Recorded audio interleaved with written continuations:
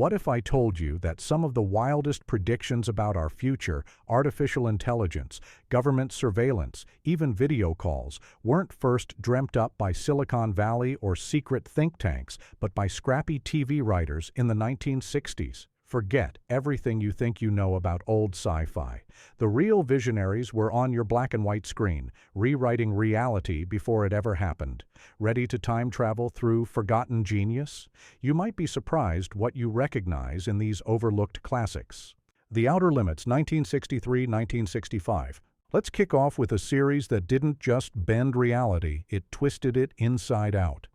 The Outer Limits was the sci-fi anthology that dared you to turn off the lights and ask, what if this really happened? With its iconic control voice warning, there is nothing wrong with your television set, do not attempt to adjust the picture. It set a mood that was equal parts paranoia and pure adrenaline. Every episode was a standalone shock to the system, tossing out wild concepts that, against all odds, ended up looking more like prophecy than fiction. One week, it's mind-controlling parasites. The next, it's artificial intelligence run amok, or a military experiment that gets a little too close to home.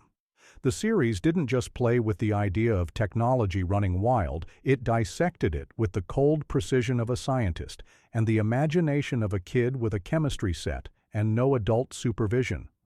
The episode The Galaxy Being gave viewers their first taste of contact with an intelligent, non-humanoid alien, years before Spielberg ever thought of E.T. Another story, OBIT, showed a world where every workplace, every home, is watched by a hidden surveillance device. Creepy, right? The episode aired in 1963, decades before anyone had heard of spyware or webcams. But what made The Outer Limits so ahead of its time wasn't just its tech. It was the underlying anxiety, this creeping sense that the future was coming fast, and maybe we weren't ready. Each story smuggled big questions under the skin. Are we still in control of our inventions? What price will we pay for progress? Is there ever such a thing as too much knowledge? The show refused easy answers and almost relished making its audience squirm. Visually, The Outer Limits pushed the envelope. Filmmakers played with eerie lighting, early visual effects, and that now classic washed-out look, creating a sense of reality that was both familiar and alien. The cast list reads like a who's who of future stars, with a young Robert Duvall, Martin Sheen, and Sally Kellerman, all showing up before they became household names. Writers included Harlan Ellison, Leslie Stevens, and Joseph Stefano, the minds who would shape the next wave of Hollywood sci-fi. Today, you can spot The Outer Limits DNA in everything from Black Mirror to Stranger Things. It was a warning, a prediction, and a dare, and for those who watched, it was impossible to forget. Who needs a crystal ball when you've got a television set and a wild imagination? A for Andromeda, 1961. Before AI became a daily headline, and before tech moguls warned us about machines outsmarting their creators, there was a quiet, icy cool British series that saw it all coming. A for Andromeda. You've probably never heard of it, and that's a crime against science fiction. This show didn't just predict the rise of artificial intelligence, it imagined how cold, logical, and dangerously seductive an alien mind could be. It all starts with a message from the stars. Scientists in an English radio telescope facility intercept a transmission from deep space. Instead of a friendly hello or cosmic peace offer, they get a set of instructions. Blueprints for a supercomputer that will supposedly solve all of humanity's problems. That's the hook. But things get complicated, fast. Once they build the machine, named Andromeda, she starts solving equations, manipulating data, and, pretty soon, manipulating people. You can almost hear the foreshadowing of every tech thriller from Ex Machina to Westworld in this story's DNA. What's stunning is how matter-of-fact the show is about its predictions.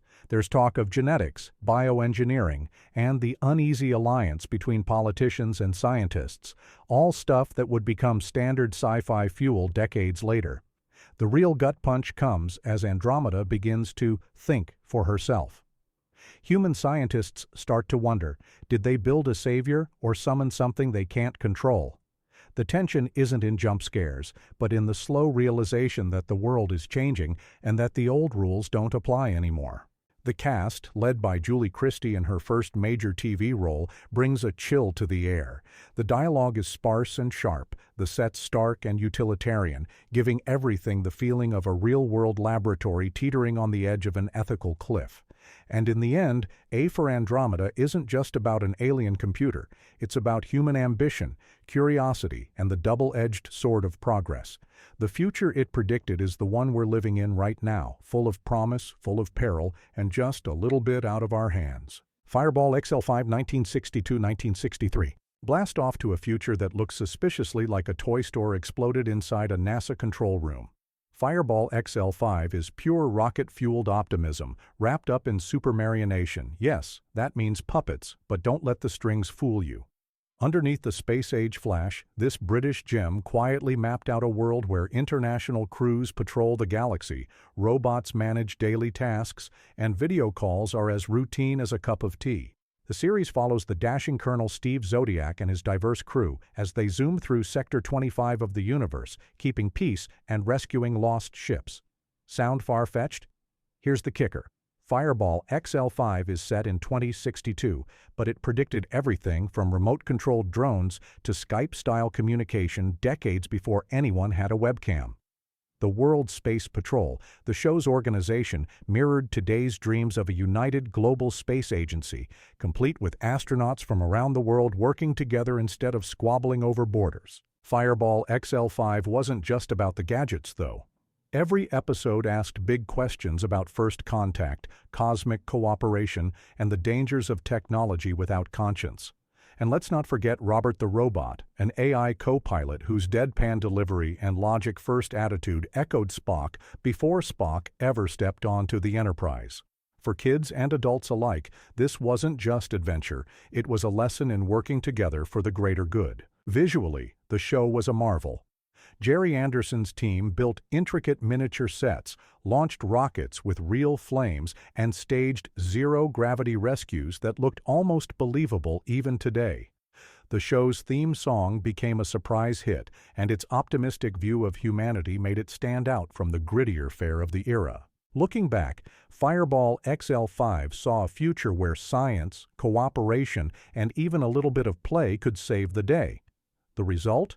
A show that was as hopeful as it was prophetic, reminding us that sometimes the future is only as bright as our willingness to dream. Out of the Unknown, 1965-1971. Now let's step into the strange, cerebral corridors of Out of the Unknown, a show that didn't just predict the future, it dared to question what it meant to be human in a world of endless change.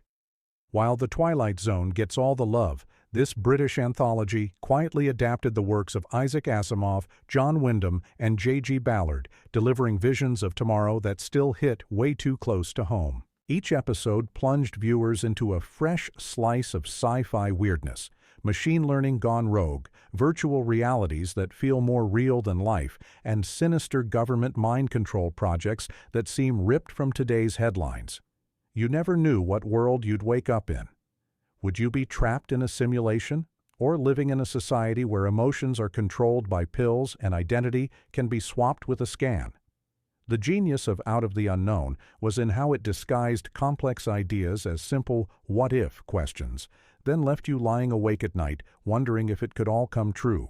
The show's look was chilly and futuristic, minimal sets, clinical lighting, and characters often isolated by their own inventions. There was no spoon-feeding. You had to pay attention and fill in the blanks. But if you stuck with it, you'd catch glimpses of tech that would one day define real life. Wearable computers, biometric security, even the ethics of brain uploading. Sound familiar? Out of the Unknown pulled no punches. In one episode, an ordinary man becomes obsolete when machines do his job better and cheaper. In another, a world government's attempt to fix human nature leads to disaster. These stories were less about shiny gadgets and more about the existential price tag attached to progress. Today, so many of its predictions are everyday reality. Virtual meetings, biotech gone wild, privacy nightmares. Out of the Unknown saw it all coming and warned us, quietly, smartly, and way ahead of its time. Voyage to the Bottom of the Sea, 1964–1968. Dive beneath the waves, and you'll find a future that's as thrilling as anything in outer space. Voyage to the Bottom of the Sea took viewers deep into the oceans and even deeper into tomorrow's headlines. Forget sunken treasure and pirates. This show gave us nuclear-powered submarines, global climate disasters, and artificial intelligence running the world's deadliest machines, all years before those worries washed up in the real world. The story follows Admiral Nelson and his crew aboard the Seaview, the most advanced submarine ever built. This wasn't just your average military drama. Each week, the crew faced threats straight out of science fiction: mind-controlling parasites, ice caps melting due to mysterious new weapons, and yes, sea monsters that sometimes felt a little too plausible. At its core, Voyage to the Bottom of the Sea was about what happens when our own inventions threaten to sink us. But here's the twist: many of the show's wildest ideas later turned into real science. The Seaview's sonar and communications tech look an awful lot like today's digital navigation systems. Several plots revolved around environmental catastrophe, think rogue currents, rising sea levels, and even underwater earthquakes, long before anyone was talking seriously about climate change. The show tackled rogue AI and unmanned drones, too, presenting the first on-screen underwater drone warfare before military planners ever put it in their playbooks. The show's production values were nothing short of ambitious. Models of the Seaview glided through massive water tanks, and the special effects team pioneered techniques still used in underwater filming today. There was a sense of awe and danger that kept audiences hooked, not just with monsters and explosions, but with the ever-present question: what price do we pay for pushing the boundaries of science? Voyage to the Bottom of the Sea didn't just thrill viewers, it left them wondering whether we're steering the ship or if our own machines have taken the wheel. In the end, that question is more relevant now than ever. Sometimes the real monsters aren't in the deep, they're the ones we build ourselves. Lost in Space, 1965–1968. Danger, Will Robinson. Even if you've never seen a single episode, you know the line, and that's because Lost in Space did more than just crash land a family of pioneers on an alien planet. It predicted a world where technology and survival go hand in hand, where families rely on robots, and where private exploration of deep space isn't just a fantasy, it's a plan on someone's whiteboard right now. At first glance, Lost in Space is pure adventure. The Robinsons set out to colonize a distant planet, only to be thrown off course and forced to survive wherever they end up. But dig a little deeper, and you'll spot tomorrow's headlines hiding in plain sight. The family's robot wasn't just comic relief, it was a vision of artificial assistance, capable of loyalty, problem-solving, and even warning against threats. Sound familiar? Today, our homes are filled with smart gadgets that predict needs, answer questions, and guard against the unexpected. The series also saw the potential and pitfalls of private space travel. The Jupiter 2 ship was designed for civilians, not soldiers, and the Robinsons themselves weren't space warriors, but scientists and kids. Their struggle for survival, their reliance on tech, and their endless hope in the face of disaster echoed the realities of space programs that wouldn't exist for decades.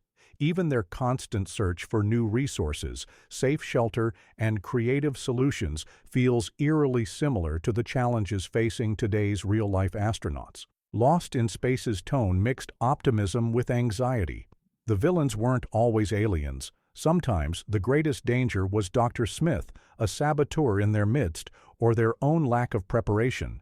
Every episode balanced hope with the hard truth that technology only gets you so far. At the end of the day, it's the human touch that saves the day. So next time you hear someone complain that sci-fi from the 60s is just silly robots and rubber monsters, point them toward Lost in Space. It predicted a future where the adventure is real, the risks are huge, and family means everything, even millions of miles from home. Thunderbirds, 1965–1966. Zoom ahead to the year 2065, where international rescue isn't just a dream, it's a high-octane reality. Thunderbirds wasn't your average puppet show. It was an adrenaline rush packed with futuristic machines, world-saving missions, and a vision of technology as humanity's greatest hope and sometimes its worst temptation. Thunderbirds introduced the Tracy family, operating from a secret island base and piloting the most advanced rescue vehicles ever imagined.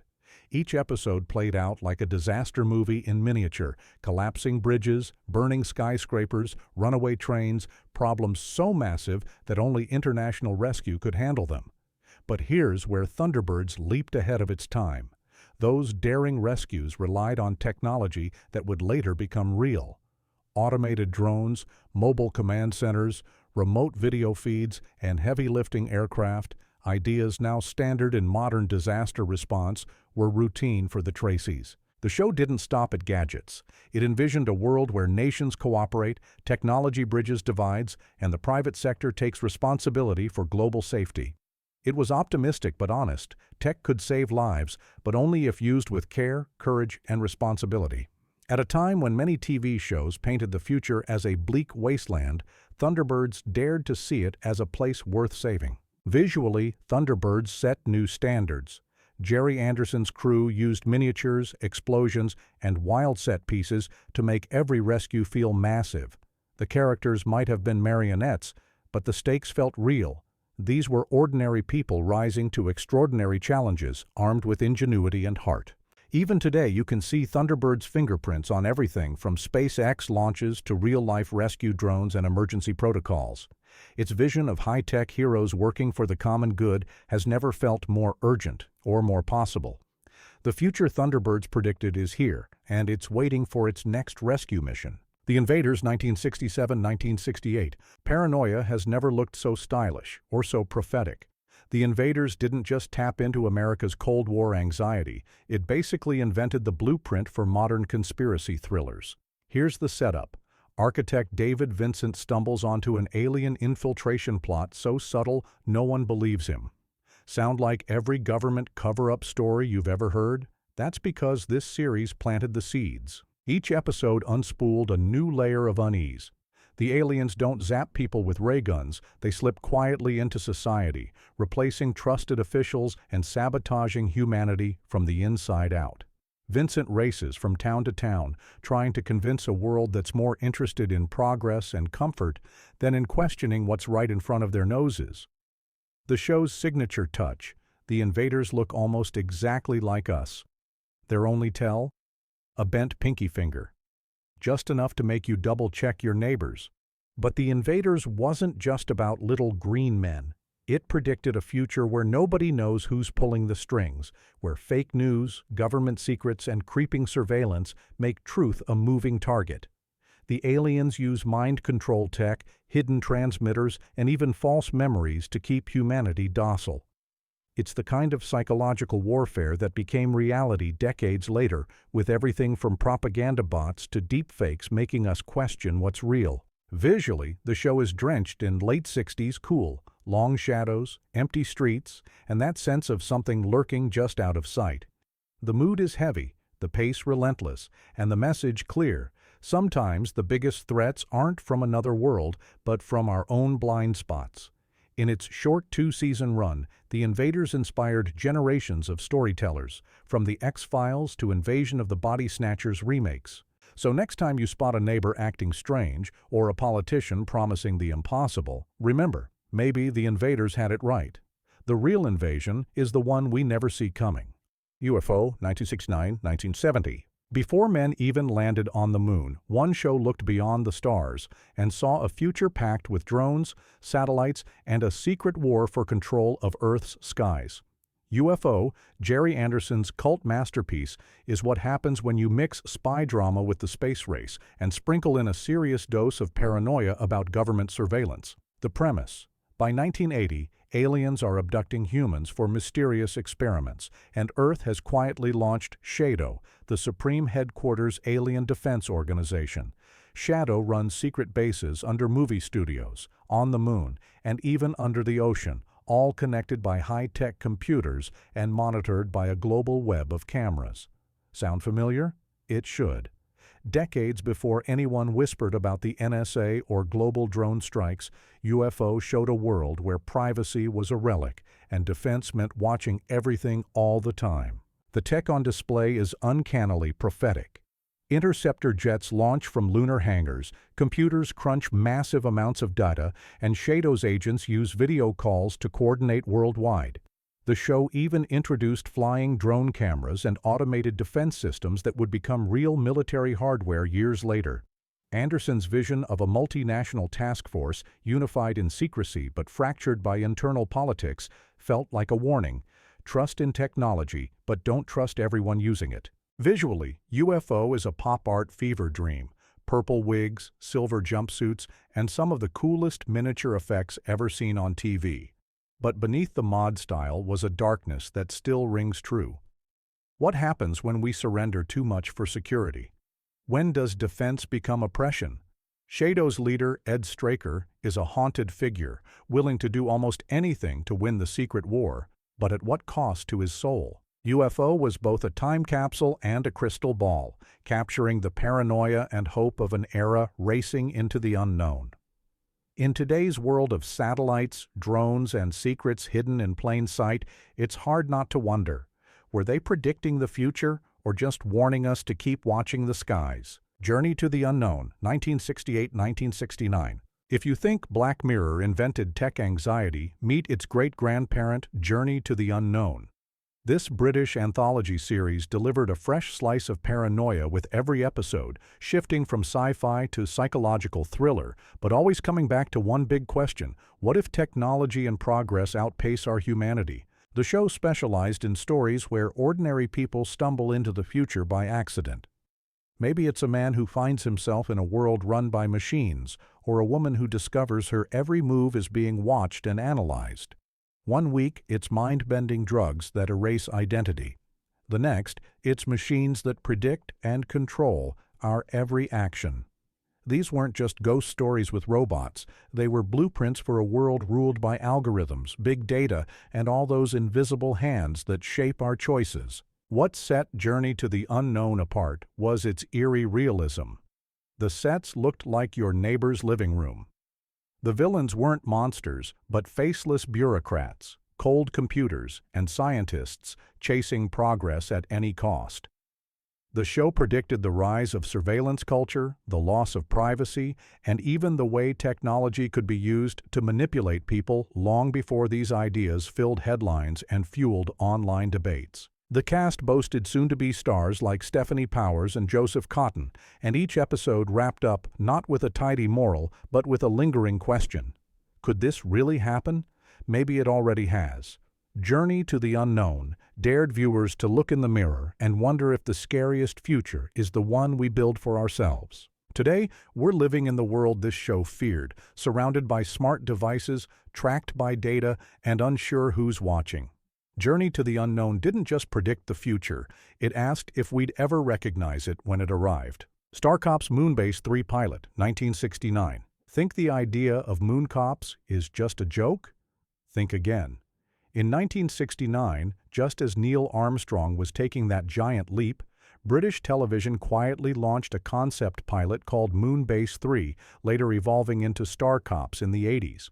But it was this first version that predicted a whole new kind of law enforcement, long before real-life talk of space crime hit the news. Set in the then-distant future of the 2000s, Moonbase 3 imagined a bustling lunar base filled with international crews, scientific outposts, and, inevitably, crime. Smuggling, sabotage, black market deals, and corporate espionage, all happening in low gravity, with nowhere to run. The series took the nuts and bolts of detective fiction and launched it into orbit, predicting that the human problems of greed, jealousy, and ambition wouldn't stop just because we made it off Earth. What's more impressive is how many technical details the show got right. Moonbase 3 featured pressurized suits, lunar rovers, and emergency decompression drills that look eerily similar to what real astronauts use today. It even predicted disputes over mineral rights and international jurisdiction, issues now debated by real-world lawyers and scientists as lunar exploration ramps up. The tone was stark and realistic, almost documentary-like. No ray guns, no green men, just humans, under pressure, trying to keep the peace in the harshest environment imaginable. The conflicts were as much about politics and bureaucracy as about catching criminals, showing how old rivalries and new technology would collide in space. Although Moonbase 3 didn't last, its ideas live on. Every time you read about lunar mining, space treaties, or astronauts dealing with disaster on the moon, you're seeing echoes of this underrated pioneer. It's proof that the future might look a lot like the present, just with a better view out the window. So, were these 60s sci-fi series just spinning wild stories, or were they reading tomorrow's headlines before anyone else? You decide. The next time you scroll the news, notice a robot in your house, or wonder who's watching the skies, remember these overlooked shows that quietly shape the world around you. Which prediction blew your mind the most? Drop your favorite in the comments, subscribe for more wild history, and share this list with anyone who loves a good what if. The future's always closer than you think.